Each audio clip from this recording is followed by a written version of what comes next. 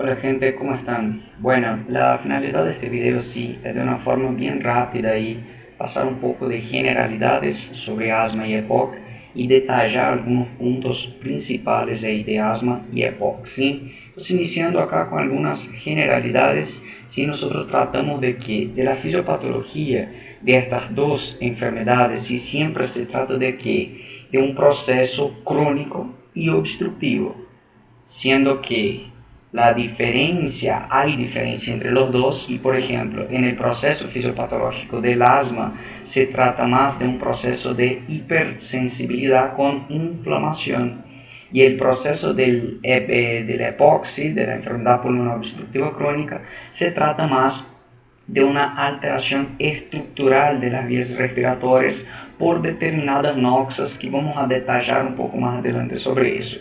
Pero en general sí se trata de justamente dos enfermedades que son crónicas y eso es de suma importancia entender, por ejemplo, en la definición del asma, porque por ahí como los pacientes tienen este tiempo sí, entre exacerbaciones, nosotros pensamos que las exacerbaciones ellas son agudas. Sí, en general cuando se trata de crisis sí, pero de la enfermedad en sí del asma se trata de una enfermedad crónica.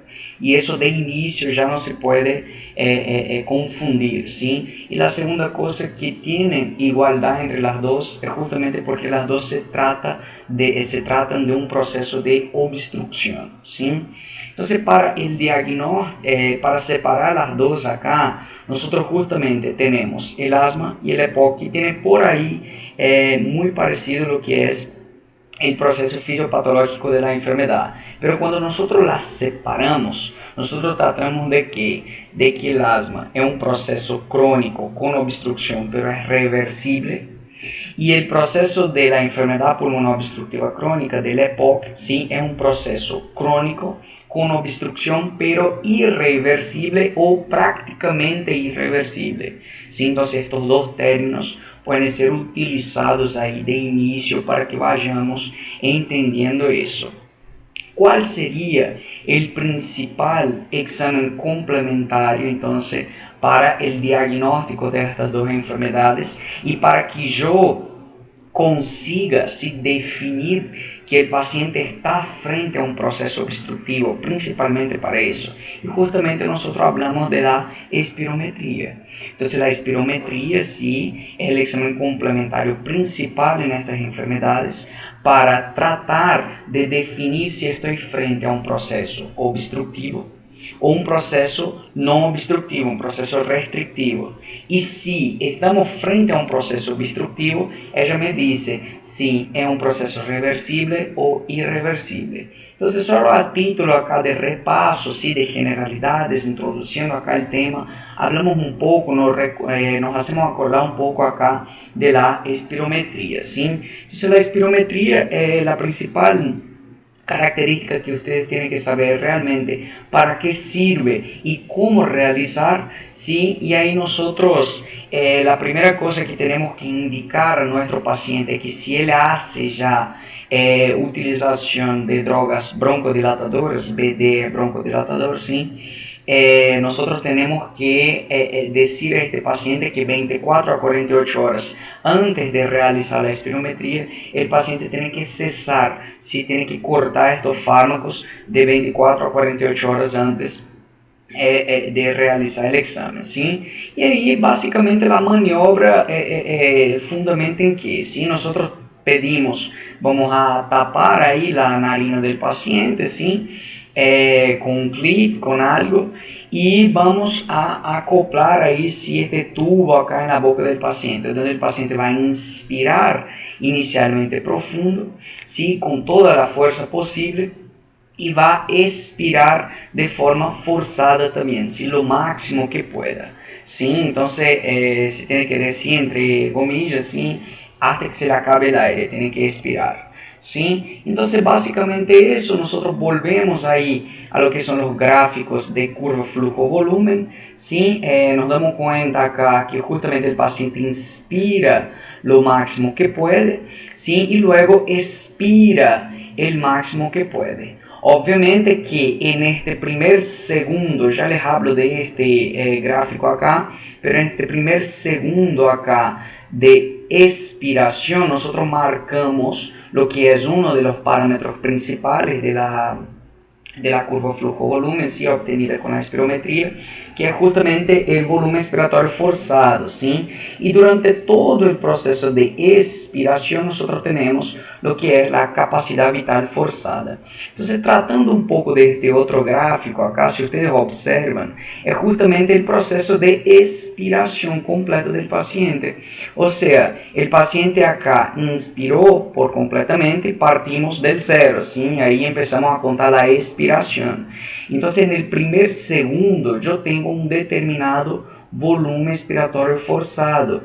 ¿Y por qué se mide eso? ¿Por qué sería uno de los parámetros principales para la espirometría? Porque justamente donde el paciente está con los pulmones llenos y va a expirar de forma con fuerza, si este primer aire es el que más marca ahí las alteraciones. Si después nosotros tenemos todo el proceso de capacidad vital forzada, que es todo el aire que sale de los pulmones, y nosotros ya tratamos de caracterizar eso en la clase específica de espirometría, ¿sí? Entonces, solo a título de números, acá si tratamos de algunos números frente a la espirometría, si nosotros tratamos que el VF1, el número aproximado y normal sería 4 litros, ¿sí? La capacidad vital forzada ahí que ustedes pueden ver con la flecha, que es el completo, ¿sí? Sería más o menos 5 litros.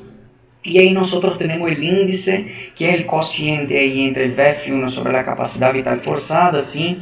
Que es el índice Tifenol conocido, ¿sí?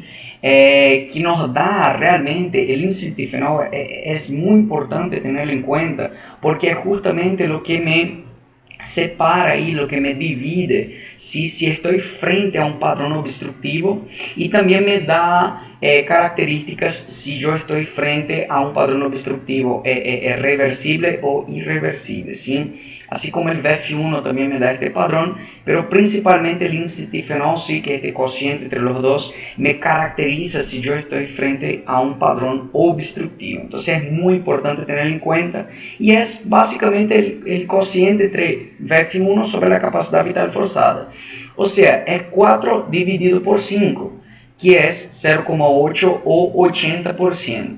La literatura ya considera como valor normal, ¿sí?, mayor a 0,75, o sea, un paciente que tenga, sim, um VF1 sobre capacidade vital forçada, ou seja, um índice de fenol maior a 0,75 ou 0,7, sim, eu tenho um índice de fenol normal, ou seja, o paciente não tem padrão obstrutivo. A ideia é essa. Ou seja, se eu tenho menor a 0,7, eu estou frente a um paciente com padrão obstrutivo.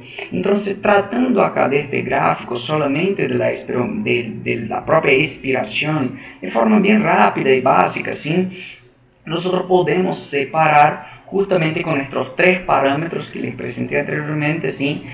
Los padrones obstructivo y restrictivo a título de repaso acá. Entonces, básicamente, nosotros vamos a tener un VF1 en el padrón obstructivo muy disminuido.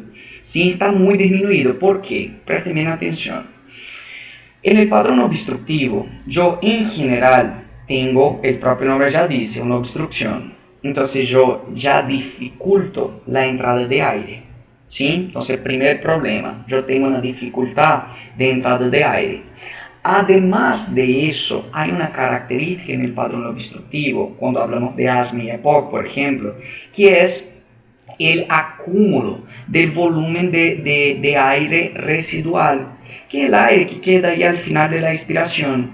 Entonces hay un aumento de este aire ahí. Entonces el segundo problema, yo tengo problema en entrar aire y tengo problema en salir aire, principalmente en salir aire. Entonces se acumula mayor cantidad de aire. Por consecuencia, esta primera expiración en el primer segundo del paciente va a estar muy disminuida. Sí, por eso el VF1 está muy disminuido, porque yo tengo dificultad de que salga aire porque está aumentando el volumen residual, y de que entre aire por la propia obstrucción, ¿sí? Sea por el proceso inflamatorio o sea por un proceso de alteración en la propia estructura de la vía aérea, como vamos a ver en el EPOC y en el asma. ¿Sí? El segundo parámetro es justamente la capacidad vital forzada. Acá lo que pasa es, como yo en el padrón obstructivo, ¿sí? Tengo un aumento del volumen residual, el paciente pasa más tiempo expirando. Por pasar más tiempo expirando, la capacidad vital forzada suele ser más alargada, pero disminuye poco. ¿Por qué? Porque solo aumenta el espacio de tiempo. ¿Sí? Entonces disminuye poco porque el paciente va a pasar mucho tiempo expirando, entonces disminuye poco. Sí, la característica principal sería la disminución masiva ahí del VF1. ¿Sí? Entonces, ¿cómo confirmo que estoy frente a un padrón obstructivo? Índice tifenol. Yo realizo el índice tifenol, el cociente entre VF1 sobre capacidad vital forzada, y si me da menor a 0,7 o menor a 70%, si yo considero un padrón obstructivo. Y ya vamos a aprender a separar los dos padrones de reversible e irreversible posteriormente. Acá es solo a título de repaso. Cuando tratamos de un padrón restrictivo, ustedes tienen que tener en cuenta que lo que está disminuido acá en el padrón restrictivo es la capacidad pulmonar total, o sea, que el aire entra y sale. Lo que no hace es el proceso de difusión. Eso está alterado acá en el proceso restrictivo, ¿sí? Entonces el aire que entra sale también, entonces disminuye poco. La misma cosa pasa con la capacidad vital forzada. El mismo aire que entra también sale, pero sale disminuido. Nada más de eso. Si no hay un proceso obstructivo de acúmulo de aire ahí adentro, sin solo que los pulmones no están expandiendo bien. O sea, la capacidad pulmonar total va a estar disminuida si la compliance del pulmón está disminuida. Y acá el VEF sobre cómo es proporcional, la disminución es proporcional entre VEF1 y capacidad vital forzada. En general, el cociente entre los dos es normal. ¿Sí? Está normal o aumentado. Por ahí siempre la mayoría, la literatura trae como normal. ¿Sí? Entonces, teniendo en cuenta estos padrones generales, ustedes dan una pausa ahora, ¿sí? Y en el otro video, a título de repaso, eso nosotros continuamos con asma, ¿sí?